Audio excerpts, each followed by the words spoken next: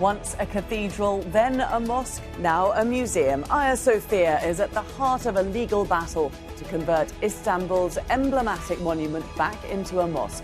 But why now? What purpose would it serve? And how political is the decision? This is Inside Story.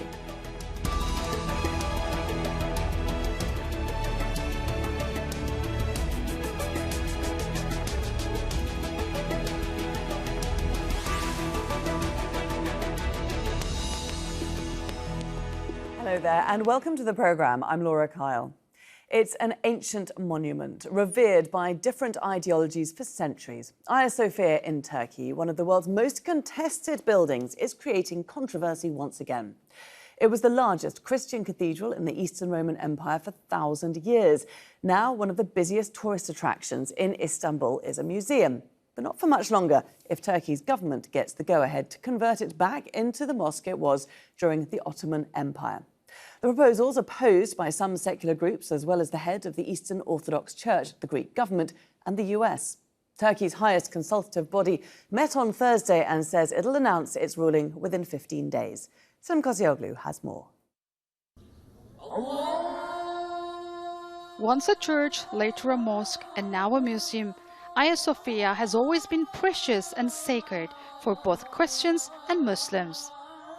Built as a church in the 6th century, the Hagia Sophia was converted into a mosque after the conquering of what was Constantinople in 1453, then turned into a museum by Mustafa Kemal Atatürk following the foundation of the Turkish Republic in 1923. Now the Turkish government wants to alter its status from museum to mosque.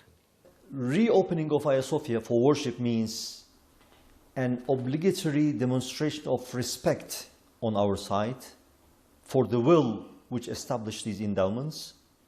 At the same time, it's a token of our gratitude and loyalty to the spiritual personage of Sultan Fatih, the conqueror. Hagia Sophia is part of the UNESCO World Heritage, which forms Istanbul's famous skyline. It's been a museum since 1935. The Armenian Church in Turkey says Hagia Sophia should be open to worship for both Christians and Muslims, and the Orthodox Christian Church is concerned at the transformation. The conversion of Hagia Sophia into a mosque will disappoint millions of Christians around the world, and Hagia Sophia, which, due to its sacredness, is a vital center where East is embraced with the West, will fracture these two worlds. President Recep Tayyip Erdogan says Hagia Sophia can function like the nearby Blue Mosque, open to daily prayers and tourists at the same time. In Turkey, a Muslim country, we are free to worship anywhere we want. No one has any say on it. Petitions were signed by Turks to support the conversion, but there are opponents. This is sad, a blow to our tourism. I believe it is not good for Turkey. The conversion of Hagia Sophia to a mosque is a popular discussion in Turkey and has support from the public along with the nationalist and conservative parties. Until last year, President Erdogan stayed out of the debate. However, he is very vocal about it now. Many believe it's a political move, especially given the rising tension between Turkey and Greece in the Eastern Mediterranean. After part of the Quran about conquest was recited in Hagia Sophia last month, the Greek Foreign Ministry said it insulted the religious feelings of Christians. The Turkish government says Hagia Sophia is a domestic issue not to be interfered with. Sinem Koscioglu, Al Jazeera, Istanbul.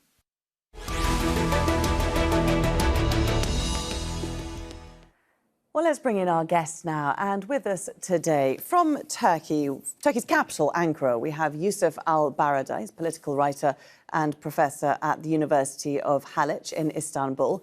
From the Greek capital, Athens, Yannis Kotsoumitis, managing editor at Kappa News and expert on European affairs. And from Istanbul, Cengiz Tomar, president of Ahmet Yesevi University in Kazakhstan and professor of history. A very warm welcome to all of you. Now, just before we open up our discussion today, we can actually speak to Cevdet Yılmaz. He's the deputy chairman of the AK Party, in charge of foreign affairs, and he joins us now from Ankara. Very good to have you joining us here on Inside Story. Let's get an idea from you why President Erdogan wants to reconvert the Hagia Sophia now.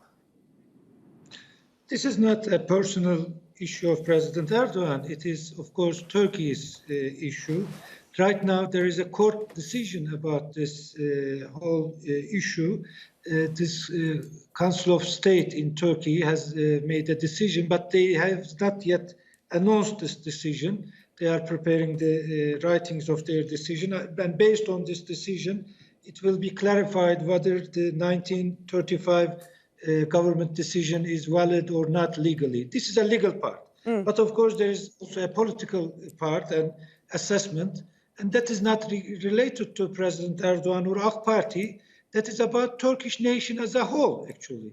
When you look at surveys, when you look at the public opinion, there is a general expectation that Hagia Sophia should be open to prayers. That is the social expectation about that. And that does not exclude the, of course, use of Hagia Sophia as a heritage of humanity. We believe that, right, just like any other mosque in Turkey, like Blue Mosque, you can, of course, benefit from such buildings for prayers as well as for touristic attractions or for other I mean, you say that it's a national issue and Erdogan says it's an internal issue, but let's look at the Hagia Sophia. It's got huge historical and cultural significance for billions of people around the world, not least 300 million Orthodox Christians. The Greeks are getting very upset about this. The US is getting upset about this. The Greek Orthodox Church is getting upset about this. Why risk all that upset? But let me emphasize that this is not an issue concerning. This is an issue concerning internal affairs of Turkey, and it is sovereign rights. But of course, in converting it, it's an issue that then affects all these other people as well. Yeah, I understand, and naturally, everyone is free to express their opinions. I respect all of the opinions, but nobody has the right to impose such, preferences upon Turkey. It is the decision of Turkish people and Turkish society. But why, after 90 years of it being a museum and satisfying both sides as a place that all people can go to, is it being discussed now? Many people would say that it's for political gain, that Erdogan has only brought up this issue twice in his leadership. The last time was a year ago, just before municipal elections, when he was worried about losing the Istanbul seat, and indeed did, and now when the economy is on its knees. No, we don't have any elections right now. There is no need for popular discussions in Turkey. We have made a very successful fight against But Erdogan COVID-19. is certainly facing some political rivaries with members of his party forming their own parties. No. We don't have any internal, election time or anything like populist moment in Turkey. That is not correct assessment. The situation is the legal basis of this issue and also social expectations across. It is not related to one party. It is a cross-party issue. And there are many people from opposition parties and other parties that share the same expectations. So this is not a party issue. It is beyond party issues. And we have been very much respectful for all religions in Turkey. When you look at our 18 years of performance as government, President Erdogan himself, he joined construction of churches in Turkey. We have taken many legal decisions to give back assets of Christian communities back, and they were very revolutionary steps. Let me just put one more question to you, Cevdet Yılmaz, if I may, because this has nothing to do with the other religions or ways of life. Okay, we're just getting reports that Erdogan has instructed his advisory council to hold first prayers at Hagia Sophia on the 15th of July. That, of course, is the 4th anniversary of the failed coup attempt. Is this true? No, there is no such announcements. There are lots of things discussed on this issue. Some people may have raised their expectations on these issues, but so far there is no official announcements, no direct interpretation on these issues from President Erdogan. On the contrary, he just underlined that we have to wait for the court decision and then we will make our assessment. That is what President Erdogan has announced. Cevdet Yılmaz, we appreciate you taking the time to join us here on Inside Story. Thank you very much. Thank you. Thank you so much. OK, well, let's bring in our other guests now. And Yanis, if I can turn to you first. We heard there from the Deputy Chairman of the AK Party that this is a national issue. It's a Turkish issue, that most of Turkey wants this. What's your response to that? Well, first of all, Hagia Sophia is a universal monument. It's been protected by UNESCO. It's been for more than 90 years a museum and a symbol of coexistence and a symbol of secular Turkey. And what we see now is another step, another attack by Mr. Erdogan on the secular heritage of Turkey. He's been attacking the Lausanne Treaty since 3 or 4 years now. He's been attacking every major heritage that Mustafa Kemal has given to his country as a founding father of the Turkish Republic. And now another symbol of Mustafa Kemal's heritage, Hagia Sophia, is about to be converted into a mosque. This is all in line with an ideological struggle by Mr. Erdogan and AK Party to turn Turkey into a Muslim Islamist country. That's clear. Cengiz, this is such a controversial issue. I mean, what's your view? Is it a secular attack, or is it simply answering the call of the Turkish people? This is a legal issue if you look at the history, because this is Istanbul conquered by sword in 1453, and it became a mosque, some other churches as well. And 567 years it was a church. Now in Atatürk time, they have changed into a museum because of the zeitgeist of the time, and also revolutionary movement through the westernization. And you think, I will give you some example, like a recitation of azan in Turkish in Atatürk's time. Then they changed into Arabic in Democrat Party in Adnan Menderes' time. You think that like that, this is zeitgeist is now totally different from that time. And according to law, endowment law, Vakıf law, by the Fatih Sultan Mehmet, the conqueror, church changed or converted to mosque. And I think it's Turkey now returned back its legacy, and also it is, according to Islamic law, also civic law, it is okay for that. Why? Because it was a decision by the cabinet. Now we have another cabinet and can change this one. I think most of Turkish people want to see this mosque as more Hagia Sophia as mosque, and you can find a lot of examples in the world, such as a cathedral in Granada in Spain, and such as mosques now they can use in Greece as some exhibition halls and other things, and most of them, without minarets. We have a lot of examples in the world. I think this is a legal issue, I'm just interested in this figure, this poll that said that 73% of Turks are happy to see it turning into a mosque, as you're sort of alluding to in your answer there. What I'm wondering is, you're in Istanbul. If that poll was taken there in that city, what would be the result? I think it is related to sociology of Turkey. You look at the position of government, look at the position of parliament, and you can see that 75% of, we can say, religious or, Turkish people in general, and nationalist and religious people. And I think 75% says that yes for conversion, maybe 20% says no. I think this is related to general sociology of Turkey right now, and the zeitgeist of the time. Interesting. So, Yusuf, what purpose do you think Hagia Sophia would serve now as a mosque? Okay, without knowing the background of Hagia Sophia and the political history of Turkey, it will be impossible to explain what is the situation.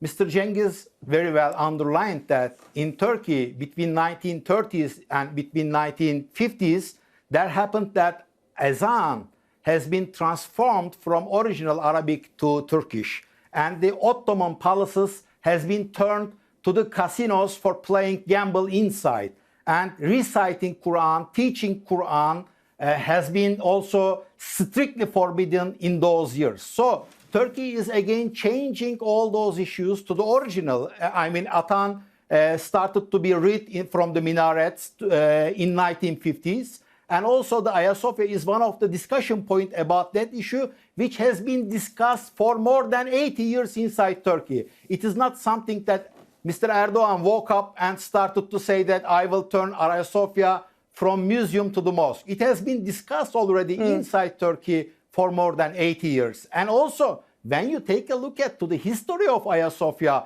it is also a discussion point. Okay. In 1204, this is very important, I should say it also. In 1204, when Latinos conquered it, they looted all the parts. And again, in Dostoevsky even wrote that Hagia Sophia should be the symbol of the Russian Orthodoxy. And we know that also there are still rumors, there are still lots of discussions that should be transformed into the Orthodoxy during the ceasefire armistice of Mondros in 1919. Right. For this reason, without knowing this historical background, we cannot evaluate the situation by only underlining looking at that this the background, if we secularist take country. all of this history, which we must, it's a hugely historical site, is what we're seeing today, what we're talking about, not just a natural conclusion to where we are at and the state that Turkey is in today? Well, what my Turkish friends do not realize is that Hagia Sophia is a symbol for many Christians, millions of Christians around the world. We have been fighting together, Christians and Muslims, we have been fighting jihadism for the last 10 years or so. And now there is this example that will create a rift between Muslim and Christian communities and create new tensions. It will feed the narrative of the extremists on both sides. I should remind you that the Daesh had a goal to conquer Constantinople and make Hagia Sophia a mosque. So this is exactly the jihadist narrative. And also we have extremist voices in the West as well that want to expel Islam from the West. So what this move will create, it will be the perfect narrative for the extremists of both sides to say, look, there is a clash of civilizations. The two religions cannot live together. One is occupying the other monuments, and we cannot live in peace together. So this is it will create rifts larger than inside Turkey and what is handling right now. Cengiz, that's a solid point, isn't it? Because this is a building that really does symbolise Turkey straddling two different worlds, different faiths. It's been a mosque, it's been a cathedral, now it's a museum, it's open to everybody. Why upset that balance? I think actually, I don't think so that is related to Daesh and other radical things. That this is not related to that. Daesh is total different issue, and other fractions in the Western world, radical things that it's not related to do that. And if you look at the history of Turkey, if you look at the history of Ottomans, and you can see that all religions live together, and Jews and Christianity and Muslims still like that. And 2-3 years ago, we have opened up very big Jewish church in Adrianople, and also Turkey tried to recover to some of churches and other things related to Christianity and Jews in Turkey. And you can see in Turkey still some mosques and church all together next to each other in Kuzguncuk, in other areas. And when you go to Blue Mosque, you can see that people are praying there, and also tourists and come and to do, to visit the mosque. I think it's not related to radicalism. Sure, Radicalism okay. is totally different. That's Yusuf, Turkey if I can is just turn to Yusuf, because secular country. Turkey is, but this is my point. This is the Cengiz, sociology that Turkey changing is from a the secular laicity country. to secularity. If I could just stress that point that you're making, that Turkey is a secular country that has mosques, it has synagogues, it has churches, everyone living side by side. So why upset the balance?